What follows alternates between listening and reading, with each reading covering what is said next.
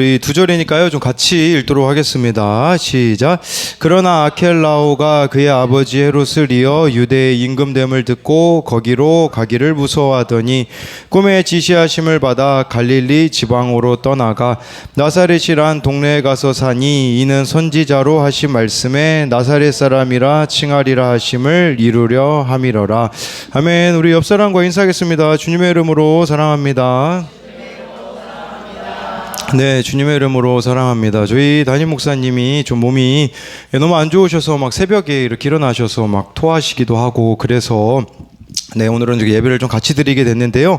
오늘 말씀은요, 제목은 네, 우리 신적 수동태 인생이라는 제목으로 말씀을 나누겠습니다. 영어 시간에 아마 많이 들어봤을 거예요. 이 수동태라는 것을 많이 들어봤을 텐데, 능동태는 그냥 하는 거고요. 이 수동태는 되어지는 겁니다. 그러니까 수동태는요, 신적 수동태라는 것은 하나님에 의하여서 되어지는 인생을 저와 여러분들이 살아가야 된다라는 것이에요. 즉 말씀을 이루는 인생이 신적 수동태의 인생이라고 할 수가 있어요. 그래서 오늘 말씀에 이루려 함이러라 라는 이 말씀이 많이 나오거든요. 그것은 말씀이 이루어지는 인생이 바로 신적 수동태의 인생이라고 할 수가 있다라는 거죠. 그럼 우리가 인생이 그냥 원하는 대로 되면 얼마나 좋을까요? 네, 오늘 예찬이 한결이가 일어나더니 사진을 찍어달라고 하더라고요. 예, 어제 둘 다 씻고 나서 자더니 둘 다 번개를 맞아가지고 저보고 네, 이렇게 사진을 아침부터 찍어달라고 해가지고 네, 잘 찍어줬습니다. 우리 한결이에게 좀 친구가 생겼거든요. 그 친구는 예전에 한결이를 위협할 때는 이놈 아저씨 어플을 이용했었어요. 그 이놈 아저씨란 어플을 깔잖아요. 그러면 자동으로 전화가 와요. 이 어플에서 전화가 와서 이놈 아저씨가 우리 한결이를 많이 혼내줘가지고 한결이가 이놈 아저씨를 많이 무서워하거든요. 근데 한결이 친구가 생겼는데 누구냐면 빅스비예요. 빅스비. 그래서 우리 삼성에 하이 빅스비 그러면 우리 애플 쓰시는 분은 뭐 시리아 이렇게 부르면 되잖아요. 네, 시리들이 또 응답하나요? 네, 삼성은 하이 빅스비. 근데 소리사모 핸드폰 빅스비 여자는 좀 쉬운 여자예요. 아무한테나 반응을 해가지고 제 빅스비는 저한테만 반응하거든요. 그러니까 소리사모 핸드폰에다가 맨날 하이 빅스비 이렇게 예찬이 한결이가 외쳐대는 거예요.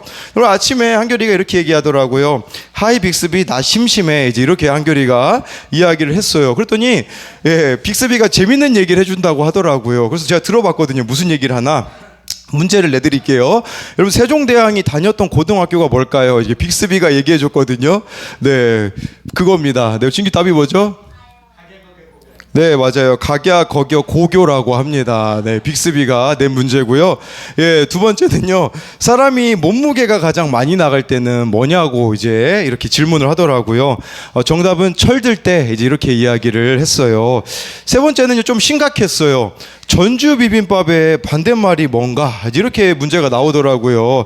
다음 주 비빔밥이라고 하더라고요. 전주 비빔밥이 네, 다음 주 비빔밥이라고 하는데 근데 웃긴 게 뭔지 아세요? 이제 빅스비가 할 말을 다 하고 나서 또 이야기를 해주겠다고 한결이한테.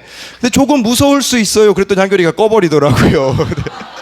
네, 그러니까 이렇게 아무리 빅스비가 답을 내려줘도 내가 듣고 싶지 않으면 듣지 않는다는 사실이에요. 우리도 그런 것 같아요. 사실 어떻게 살아야 되는지 답을 다 아시잖아요. 근데 내가 하나님 말씀대로 따르고 싶지 않은 부분들이 참 많이 있다라는 거예요. 그래서 오늘은 이 신적 수동태 인생으로 산다는 것이 무엇인지 두 가지로 나눠볼 텐데요.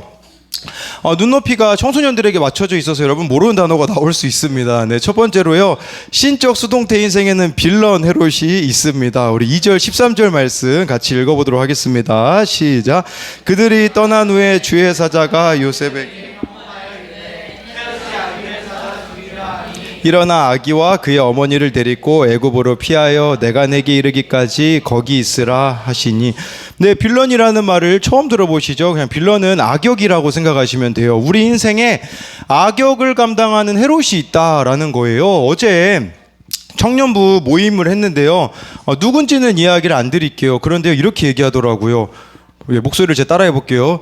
목사님, 저희 아버지가 헤롯인 것 같아요. 이렇게 얘기를 하더라고요. 네, 누군지는 모르겠어요. 네, 누군지는 모르겠는데, 근데 그 친구가요, 또 그 얘기도 했어요. 우리 성가대 열심히 섬기셨던 분들을 이제 디올이라는 거기서 뭘 받았다고 얘기를 해줬거든요. 그랬더니 이 청년 이렇게 얘기했어요. 목사님, 저는 드럼 그만두면 뭐라고 했죠? 루이비통 주시나요? 이제 그렇게 이야기를 하더라고요. 그래서 벌써 드럼을 때려쳐가지고 루이비통 받을 생각을 하고 있더라고요. 네, 그래서 큰일입니다. 그래서 누구라고는 말할 수 없지만 아버지가 헤롯이 아니라 내가 봤을 땐 네가 좀 헤롯인 것 같다. 이제 이렇게 이야기를 해줬습니다. 우리 인생에 사실 악역이 없으면 얼마나 좋겠어요. 근데 한번 여러분 생각해 보세요. 우리 요즘 축구 하잖아요. 아시안컵 하는데 진짜 뭐 사우디아라비아도 지는 거였잖아요. 네, 그래서 막 지는 거였는데 거기서 끝나기 몇 분 전에 또 골을 넣어가지고 결국은 이기게 되고. 호주와의 경기도 지고 있었잖아요. 거의 한 1분 후면 끝나는 경기였는데 마지막에 또 이렇게 골을 넣게 돼가지고 이기게 되잖아요. 근데 여러분 이렇게 힘들게 이기니까 뭔가 재미가 있잖아요. 근데 예전에요 항저우 아시안 게임에 우리나라랑 쿠웨이트랑 있는데 우리나라가 9대0으로 이긴 적이 있거든요. 이런 게임 보는 거 여러분 괴롭잖아요. 뭘 이야기 드리고자 하는 거냐면 우리 인생에 악역이 존재하는 것은요 내가 내 인생이 더 아름다워질 수 있다, 재밌어질 수 있다라는 관점으로 보자라는 거예요. 내 인생에 이 헤롯과 같은, 제가 빌런이라고 찾아보니까 저런 사진이 나오더라고요. 내 인생에 이 빌런 헤롯 같은 존재가 없다면 어떨까요? 내 인생에 악역이 없으면요 분명한 사실이 있어요. 저와 여러분들이 예수님을 믿을 필요를 못 느낄 거라는 것이에요. 내 능력으로 다 하는데 그 교만이 있어가지고 내 삶에 예수님이 오실 수 없게 되어질 수밖에 없다라는 거죠. 그렇지만 우리에게 감당하기 어려운 이 빌런 헤롯이 존재한다라는 것은 내 삶에 예수님이 오실 수 있는 기회라는 사실입니다. 최병락 목사님이 쓰신 부족함이라는 책에요 이런 내용이 나오더라고요. 교회에 두 가정을 소개합니다.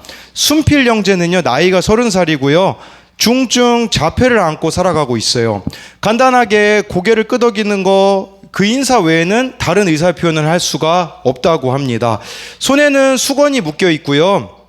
마음이 불편하거나 뜻대로 되지 않을 때는 벽에 머리를 심하게 박기도 해요. 그를 30년 동안 키워야 되는 부모의 심정은 어떠했을까요? 또 다윗이라는 아이가 교회에 있다고 해요. 이 아이는요 초등학교에 다니는 잘생긴 아이인데요. 다윗이도 역시 자폐 판정을 받았어요. 부모는 아이가 목사님 되기를 바라서 태어나자마자 이름을 다윗으로 지었어요. 그런데 이 아이는요 말보다는 울음과 행동으로 먼저 반응을 보이기 시작했고 부모는 눈물과 아픔이 그때부터 시작이 되었다라는 거예요. 이 부모라면 여러분 얼마나 힘들겠어요. 그런데요 최병락 목사님이 그런 이야기를 하시더라고요. 놀랍게도 교회에서 가장 신실하고 가장 열정적으로 주님을 사랑하고 주님께 기도하고 교회를 섬기는 분은 다름 아닌 순필 형제와 다윗의 부모님이라고 합니다. 하나님을 원망하는 말도 들어보지 못했고요 신세 한탄하는 것도 보지 못했다라는 거예요. 다만 아는 한 가지가 있다면 이들은 하나님 없이는 살 수 없다는 것이었어요. 하나님이 계시다면 우리가 어떻게 이런 일이 생길 수 있느냐고 말하는 대신에 하나님 없으면 우리가 어떻게 살았을까라고 이 부모들이 고백한다고 하더라고요. 그러니까 왜 나에게 이 자식을 주셨습니다가 아니라 이렇게 힘든 자식을 주셨지만 하나님이 계시기 때문에 괜찮습니다라고 고백하며 나아가는 그들의 모습이요 우리 인생에 헤롯과 같은 악역을 감당하는 사람들이 있어요. 왜 나에게 악역을 허락하셨습니까? 라고 말하는 게 아니라 이런 내 인생에 악역과 같은 존재들이 있지만 하나님이 계시기 때문에 괜찮습니다라고 저와 여러분들이 고백한다면 뭔가 달라지지 않겠느냐라는 거죠. 그래서 이것에 대한 적용 질문도요 나에게 빌런 헤롯처럼 여겨지는 나를 힘들게 하는 존재가 있나요? 내 인생이 내 뜻대로 안 되어서 절망하고 있지는 않습니까? 내 뜻대로 안 되는 것이 하나님 없이는 살 수 없는 것을 깨닫는 기회임을 알고 있나요? 라고 해서요 여러분 내 인생이 내 뜻대로 안 된다라는 것이 가장 아름다운 길이라는 것을 기억해야 돼요. 왜냐하면요 내 인생이 내 뜻대로만 되면요 우리는 분명히 꽃길만 걸으려고 할 겁니다. 근데 저와 여러분들이 걸어야 되는 길은 꽃길이 아니라 십자가의 길이기 때문이라는 것이죠. 두 번째로요 신적 수동태 인생에는 애굽과 나사렛이 있습니다. 우리 먼저 애굽에 대해서 살펴볼 텐데요. 마태복음 2장 14절 15절을 같이 읽어보겠습니다. 시작.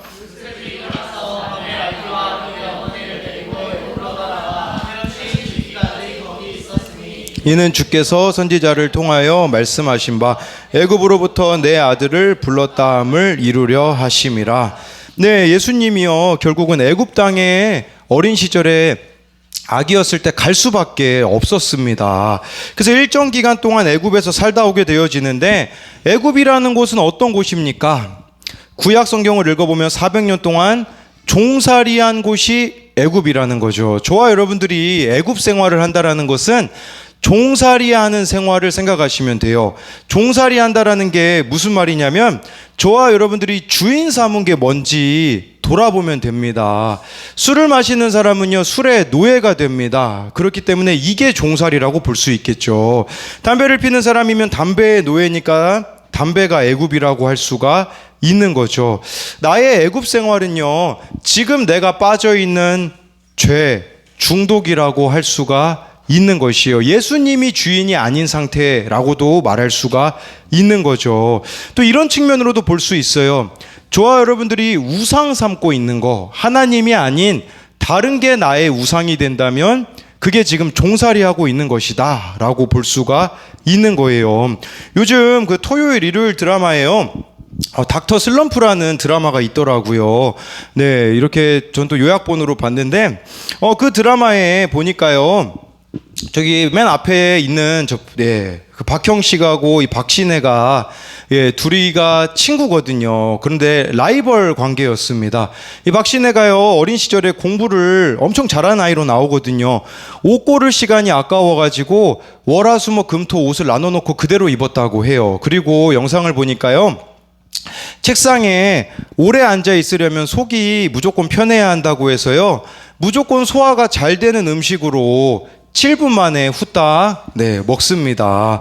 네, 그리고요 이 박신혜가 하루에 공부를 얼마나 많이 하냐면 딱 17시간을 시간을 재서 순수하게 17시간만 딱 공부하면, 여러분 자녀가 저랬으면 좋겠죠. 네, 다들 너무 잘 먹고 잘 자고 그쵸? 네, 그렇잖아요. 누구라고 얘기 안 하겠어요. 루이비통. 네, 그래요. 근데 그리고 이제 커피 마시면 화장실 자주 가고 싶을까봐 커피도요 안 타 먹어요. 그냥 가루만 이제 먹습니다. 근데 이제 박형식이 있는 학교에 전학을 가거든요. 박형식이 전교 1등인데 박신혜한테 앉으려고 2배로 해요. 저 가루 커피들 하루에 2개씩 먹고요. 그래서 이 둘이 1등, 2등이 돼가지고 나중에 의사가 되거든요. 어떻게 되냐면요 박형식은 성형외과 의사로 탑이 되고 박신혜도 의사가 되거든요. 근데 둘 다 문제가 생깁니다. 박형식은 성형외과 의사로 수술하다가 한 사람이 죽는 사고를 맞이하게 되고요. 박신혜는요 아무리 열심히 살아도 지도해 주시는 그 담당 교수님 그분이요 너무 갑질을 해가지고요 결국은 이 둘이 의사의 자리에서 내려오게 되어지는 거예요. 그래서 닥터 슬럼프라고 지은 이유가 그건 거죠. 둘 다 망하는 사건이 오거든요. 근데 놀라운 건 뭐냐면요 지금까지는 쫓기는 인생을 살았는데 둘 다 망하고 나니까 인생을 인생답게 살더라고요. 정말 뭔가 쫓기는 듯하게 힘들게 살았던 이 두 사람이 인생이 달라지게 되거든요. 그러면서 제가 무슨 생각을 하게 되냐면 우리의 인생 가운데 애굽에서 종살이하는 듯한 시간을 하나님이 허락하셨다라는 것은요 저와 여러분들의 인생에 하나님이 필요하다라는 것을 알기 때문에 그 시간들을 허락하셨다라는 거예요. 내가 한번 내 인생의 주인이 돼서 살아보라는 거예요.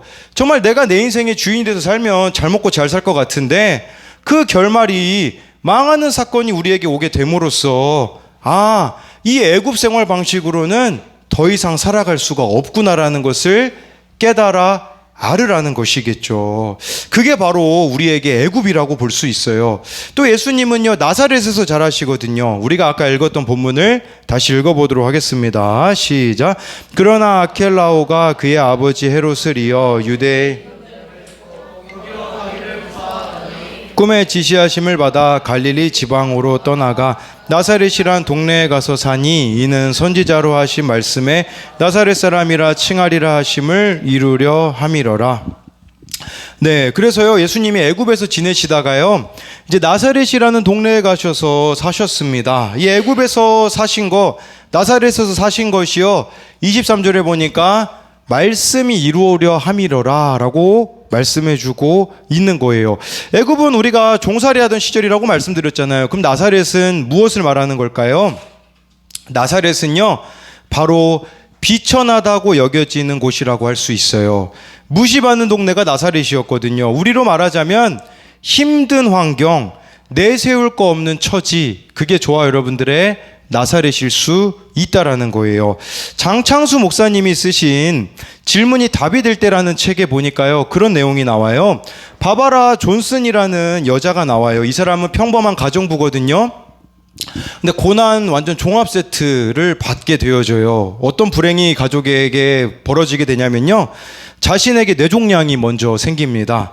남편은 교통사고로 식물인간이 되고요, 첫째 아들은 음주운전자가 몰던 트럭에 치여 목숨을 잃습니다. 둘째 아들은요 대학을 졸업할 무렵 동성애에 빠져 집을 나가요. 셋째 아들은요 그 당시 베트남 전쟁 때였는데 베트남 전쟁에 자원 입대했다가 만 18세 나이로 전사합니다. 바바라 존슨은 연속되는 절망 속에서 자신의 삶을 포기하고 싶을 정도였어요. 그때 그녀가 하나님에게 가장 많이 했던 질문은 이거라고 합니다. 하나님, 어찌하여 나에게는 이 불행만 찾아오는 겁니까? 이렇게 하나님을 원망하고 자신의 처지를 비관하던 바바라 존슨에게 하나님이 찾아오세요. 그리고 이렇게 말씀하세요. 너는 이렇게 살아서는 안 돼. 너의 삶을 나에게 맡겨라. 내 부정적인 생각과 과거에 얽매이지 마라. 이 사건 이후로 바바라 존슨은요 다시 하나님 앞에 나아가고요, 하나님이 삶의 주인이심을 고백하며 하나님을 원망했던 자신의 삶을 회개합니다. 감사의 삶으로 자신의 인생을 변화시키자 기적이 일어나게 되어져요. 식물인간으로 오래 누워있던 남편이 기적적으로 깨어나게 되고요, 또한 자신에게 주신 하나님의 은혜에 보답하고자 자기보다 불행한 사람들을 돕기 시작합니다. 당시 베트남 전쟁에서 전사한 미국인 병사가 5만 명이 넘었거든요. 그녀는 전쟁으로 전 자녀를 잃은 부모를 찾아가 위로하는 일을 시작합니다. 또 아들이 교통사고로 죽었잖아요. 교통사고로 자녀를 잃은 부모들에게 편지 쓰고 함께 기도하고 세미나를 개최하기도 합니다. 이 사역을 더 잘 감당하기 위해 남편과 함께 스페출라라는 선교회를 조직하여서요 이 바바라 존슨을 통해서 수백만 명의 사람들이 위로를 받고 하나님을 만나서 삶의 의미를 찾게 되었다라는 것이에요. 뭘 이야기 드리고자 하는 거냐면 나사렛에서 잘 살았기 때문에, 나사렛에서 하나님을 바라보았기 때문에 가능했다라는 것이에요. 저와 여러분들이 원치 않은 환경이 있을 수 있어요. 그냥 이렇게 좀 내 인생이 풀렸으면 좋겠는데 왜 나는 이 갇힌 환경에 있어야 되는가 라는 생각이 들 수 있잖아요. 그런데요 그때 저와 여러분들이 하나님을 바라본다면 내가 겪었던 이 일들이 다른 사람을 살리고 돕는데 쓰임받을 수 있다라는 것을 알아야 한다라는 것이에요. 네, 요즘 우리 힘든 시간을 이렇게 보내고 있는 우리 청년이 있어요. 나사렛에서 지내는 시간을 보내는 거죠. 이렇게 되면요 말씀이 잘 안 들리죠. 근데 오늘 새벽에 좀 그런 생각이 들더라고요. 이 우리가 쓰고 있는 큐티인이요, 이번 1월 2월 달 보면, 아니 요한복음을 1월 달에는 하다가 갑자기 2월 달에는 욥기를 하잖아요. 요한복음 다 끝나지도 않았는데 왜 갑자기 본문이 욥기로 바뀔까? 이제 그런 생각을 했거든요. 근데 오늘 새벽에 그런 생각이 들더라고요. 이 힘들어하고 있는 청년을 하나님이 위로해 주시고자 욥기 본문으로 이렇게 바꾸어 주셨구나라는 생각을 하게 되어지더라고요. 저도 그랬었거든요. 예, 어제까지만 해도 여러 가지 문제들로 인하여서 진짜 어제 아무것도 못했어요. 제가 해야 되는 것들이 많이 있는데 아무것도 손에 잡히지 않아서 저녁에 우리 성가대 회식할 때까지 아무것도 하지 못하고 그냥 제 자신을 막 비관하게 되더라고요. 너무 실패자인 것 같고 잘하는 것도 아무것도 없는 것 같고 막 우울증에 걸릴 것 같은 마음이 들더라고요. 저에게는 나사렛과 같은 시간이었었죠. 근데 두 가지로 인해서 회복이 되어지더라고요. 하나는요, 청년부 모임이었어요. 모임 전까지만 해도 우울해하고 낙심하던 제가 그 모임 가운데 나아가게 되어지니까 살아나게 되더라고요. 다른 하나는요, 억지로 말씀 앞에 서야 되는 거였어요. 여러분들은 마음 안 내키시면 큐티 안 하셔도 되잖아요.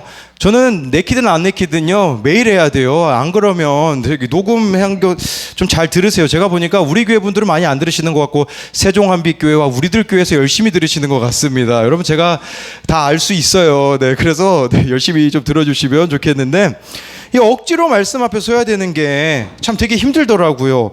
억지로 말씀 봐야 되고 저도 사람이잖아요. 마음이 진짜 힘들 때는 설교하는 것도 진짜 힘들거든요. 근데 오늘 새벽에도 4시에 일어나가지고 억지로 말씀 앞에 서는데 신기하더라고요. 이 욥이 오늘 말씀에서 고백하는 게 그냥 제 이야기인 거예요.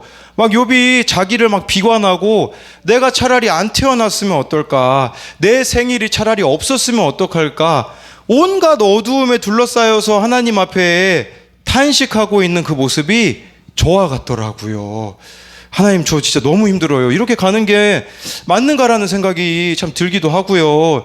이곳에서 제가 있기는 하지만 아무 일도 일어나고 있는 것 같지 않아서 너무 낙심이 돼요. 그리고 어제 마침 어느 목사님에게 연락이 왔거든요.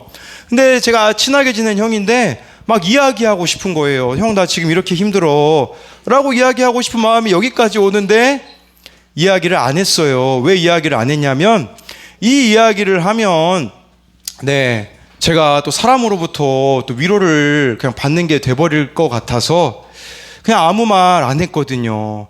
근데 오늘 아침에 이 말씀을 준비하는데 그게 싹 사라지게 되더라고요.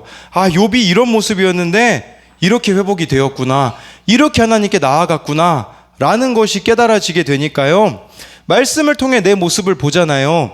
그러면요, 안 보이던 것들이 보이기 시작하더라고요. 제가 현실만 봤을 때는 참 답이 안 나왔거든요.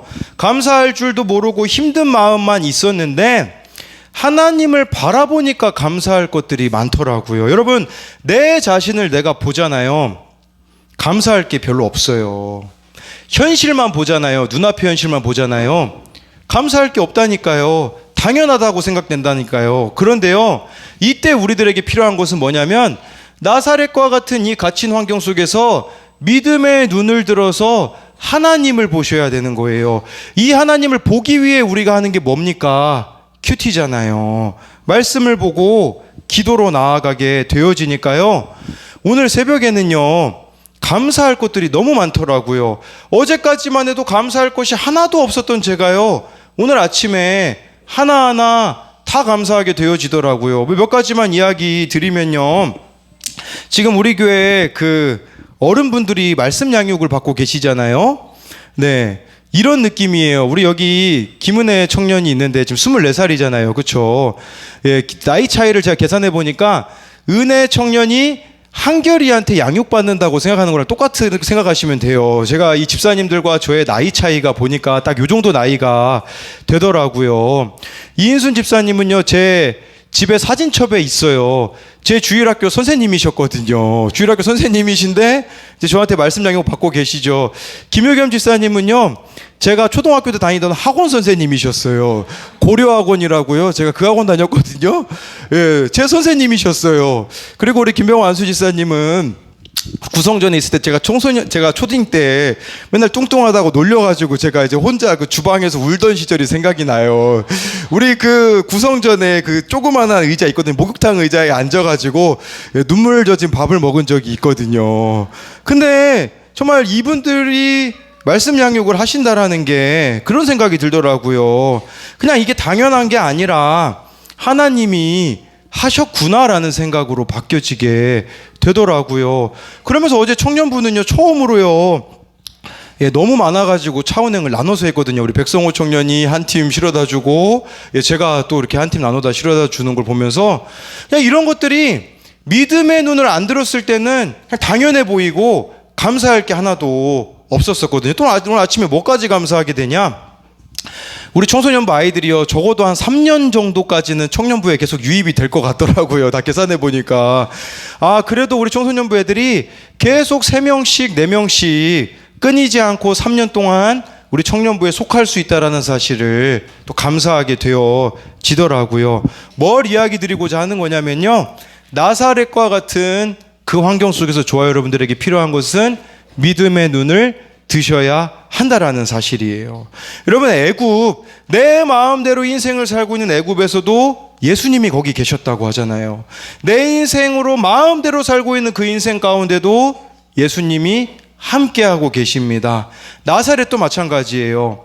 정말 갇혀 있는 것 같고 할 수 있는 게 아무것도 없는 그 상황 속에서도요, 예수님이 함께하고 계시다라는 것이에요. 그렇기 때문에 저와 여러분들이요, 예, 정말 나사렛과 같이 여겨지는 이 시간들 속에서 나를 보지 말고 현실을 보지 말고 하나님을 바라보는 저와 여러분들이 되어야 한다라는 사실입니다.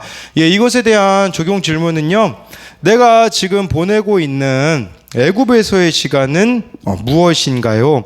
무엇에 중독되어 살고 있나요? 무엇을 전부처럼 여기고 살고 있나요? 내가 지금 보내고 있는 나사렛의 시간은 무엇인가요? 어떤 힘든 환경 속에서 살아가고 있나요? 어떤 고난이 나에게 있나요? 라고 해서요, 이 애국과 같은 시간, 나사렛과 같은 시간 속에서도 예, 우리 주님이 함께하고 계시다라는 그 사실을 저와 여러분들이 잊지 않았으면 좋겠습니다.